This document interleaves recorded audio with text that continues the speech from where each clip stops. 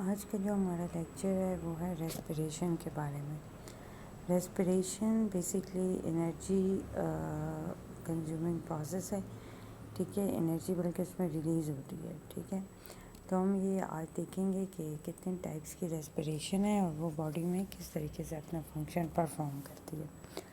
The main source of energy in cells is from glucose found in our food, ठीक है। जो main source of energy है हमारे food में वो ग्लूकोज है। और बेसिकली रेस्पिरेशन में क्या होता है कि ग्लूकोज के मॉलिक्यूल की ब्रेक डाउन होती है।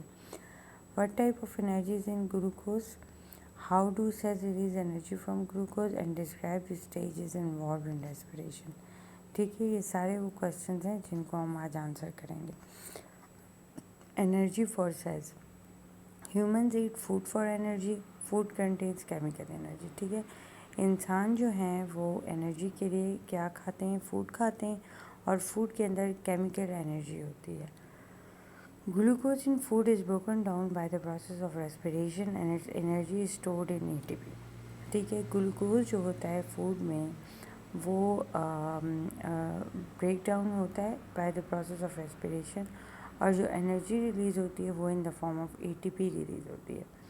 Aerobic respiration happens in the mitochondria of cells. The chemical energy in ATP can be released by breaking it down, ठीक है। जो एरोबिक रेस्पिरेशन है वो माइटोकॉन्ड्रिया के अंदर जो है होती है, ठीक है। एरोबिक रेस्पिरेशन का जो प्रोसेस है वो माइटोकॉन्ड्रिया के अंदर परफॉर्म होता है, और केमिकल एनर्जी जो है एटीपी में वो रिलीज़ होती है जब एटीपी की क्या होती है, ब्रेक डाउन होती है, ठीक है। तो इस स्लाइड से हमें ये समझ में आ रहा है कि जो ग्लूकोज का मॉलिक्यूल है उसकी ब्रेक डाउन होती है और एनर्जी रिलीज़ होती है in the form of ATP. अच्छा, अब रेस्पिरेशन जो है हमारे पास दो टाइप्स के हैं, एक aerobic and anaerobic. Aerobic respiration is the process by which chemical energy is release in cells during the break down of food, that is glucose, ठीक है। एरोबिक रेस्पिरेशन वो प्रोसेस है जिसमें केमिकल एनर्जी रिलीज होती है और food की क्या होती है, ब्रेक डाउन होती है। जैसे कि केमिकल इक्वेशन में है कि ग्लूकोज प्लस ऑक्सीजन जब मिलता है तो कार्बन डाइऑक्साइड और वाटर जो है वो बनाता है, ठीक है। और एनर्जी जो है उसके साथ रिलीज़ होती है। मतलब ग्लूकोज के लिए ऑक्सीजन की ज़रूरत होती है फॉर इट्स ब्रेकिंग डाउन, ठीक है। जब तक ग्लूकोज ऑक्सीजन के साथ रिएक्ट नहीं करेगा एनर्जी रिलीज़ नहीं होगी। ग्लूकोज और ऑक्सीजन आपस में मिलते हैं, कार्बन डाइऑक्साइड और वाटर बनाते हैं और एनर्जी जो है वो रिलीज होती है। Aerobic respiration involves the presence of oxygen and it occurs in two stages, glycolysis and break down of pyruvic acid, ठीक है। ये जो एरोबिक रेस्पिरेशन है उसके अंदर ऑक्सीजन जो है वो टू स्टेजेस में अपना फंक्शन जो है वो परफॉर्म करती है, ग्लाइकोलिसिस और break down of pyruvic acid. सबसे पहले होता है ग्लाइकोलिसिस। ग्लाइकोलिसिस में रेस्पिरेशन का प्रोसेस जो है वो स्टार्ट होता है, ग्लूकोज की ब्रेक डाउन स्टार्ट होती है और एंड होता है वो पायरुविक एसिड पर। पायरुविक एसिड जो है वो फर्दर एंटर होता है फिर क्रेब्स साइकिल के अंदर, और उसमें से फिर फर्दर जो है वो मॉलिक्यूल्स एटीपी के वो जनरेट होते हैं। ग्लाइकोलिसिस के अंदर 2 एटीपी जो हैं वो प्रोड्यूस होते हैं। ग्लूकोज से जो है एक ग्लूकोज के मॉलिक्यूल से 2 पायरुविक एसिड के मॉलिक्यूल जो है वो बनते हैं और 2 एटीपी जो है वो जनरेट होती है, ठीक है। मतलब कि ग्लूकोज जो है वो ग्लाइकोलिसिस में एंटर होता है तो उससे 2 पायरुविक एसिड के मॉलिक्यूल बनते हैं और 2 एटीपी जनरेट होते हैं। Glycolysis produces 2 ATP. फिर उसके बाद break down of pyruvic acid oxygen से मिलता है और कार्बन डाइऑक्साइड और वाटर रिलीज़ करता है, और 36 एडीपी जो हैं 36 एटीपी बनाते हैं। मतलब एडीपी जो है वो एडिनोसिन डाइफॉस्फेट है, वो जब फॉस्फेट ग्रुप के साथ मिलता है तो एडिनोसिन ट्राईफॉस्फेट बनाता है। तो मतलब कि टोटल हमारे पास कितने बनेंगे, 38 एटीपीज बनेंगे, क्योंकि 2 पायरुविक एसिड के साथ बने हैं और 36 यहाँ पर बने हैं, ठीक है।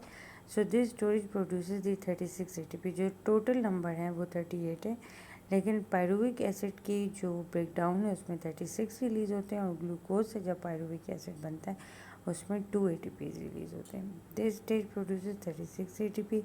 Total ATP produce in aerobic respiration is 38 ATP. तो मतलब कि जो सारे के सारे ATPs हैं वो कितने हैं, 38 है टोटल, ठीक है. और 36 जो है वो पायरुविक एसिड के ही ब्रेकडाउन में बनते हैं और 2 जो है ऊपर बनते हैं, ठीक है. एनारोबिक रेस्पिरेशन में क्या होता है, in anaerobic respiration only glycolysis occurs,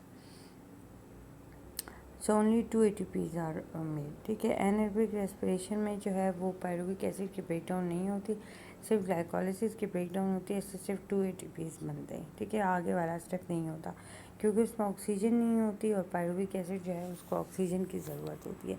तो एनारोबिक रेस्पिरेशन में पायरुविक एसिड की ब्रेकडाउन नहीं होती. ग्लूकोज से मिलता है लैक्टिक एसिड बनता है और फिर ग्लूकोज से एनिमल्स में बनता है लैक्टिक एसिड और प्लांट्स में बनता है एथेनॉल और कार्बन डाइऑक्साइड.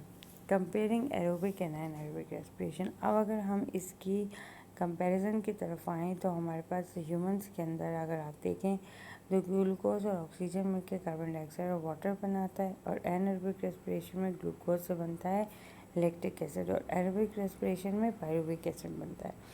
प्लांट्स और फंजाई में ग्लूकोज और ऑक्सीजन सेम कार्बन डाइऑक्साइड और वाटर बनाते हैं, जबकि एनिमल्स में जो एनारोबिक रेस्पिरेशन होती है उसमें ग्लूकोज से एथेनॉल और कार्बन डाइऑक्साइड बनता है. ATP 38 बनते हैं और उसमें 2 बनते हैं, ठीक है. So uses of anaerobic respiration. Humans use the process of anaerobic respiration to make useful products, that is bread, beer, wine. The anaerobic process that involves the chemical breakdown of a substance by microbes is also called the fermentation.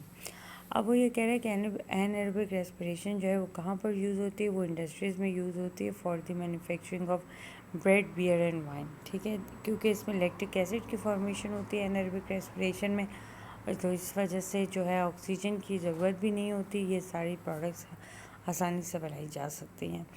और जो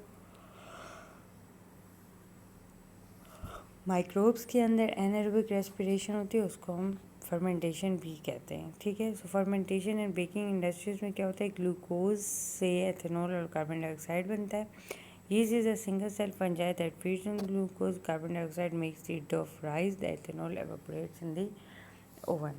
अच्छा जी, वो ये कह रहा है कि ये अब प्रोडक्शन के बारे में बता रहे हैं कि कैसे जो है ये हमारे पास फर्मेंटेड प्रोडक्ट्स बनती हैं. यीस्ट जो है वो एक सिंगल सेल फंजाई होता है, वो ग्लूकोज पर फीड करता है, ठीक है. और एनाएरोबिक रेस्पिरेशन के थ्रू जो है वो कार्बन डाइऑक्साइड को रिलीज़ करता है, जिसकी वजह से जो पिज़्ज़ा की डो होती है वो फूलती है, ठीक है, यीस्ट की वजह से. और एथेनॉल जो है वो एवापोरेट हो जाती है ओवन में और तो हमारे पास डो जो है वो रह जाती है पिज़्ज़ा जब हम बनाते हैं. Same is the case with briefing, जिसमें हमारे पास ये ड्रिंक्स वगैरह बनती हैं तो ग्लूकोज से एथेनॉल और कार्बन डाइऑक्साइड बनता है. The ingredients for beer can be added to large tanks called fermenters. Yeast change the glucose into ethanol by the process of fermentation. This is the anaerobic respiration. बहुत बड़े बड़े huge size के fermenters होते हैं जिसमें जो beer के लिए और कंस्टिट्यूएंट चाहिए होते हैं वो ऐड होते हैं और यीस्ट जो है वो ग्लूकोज को चेंज कर देती है into the ethanol by the process of fermentation and this is the anaerobic respiration.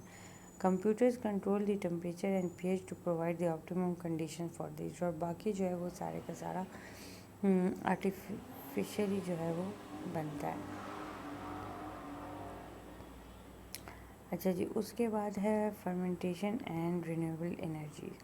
Bio renewables are types of renewable energy.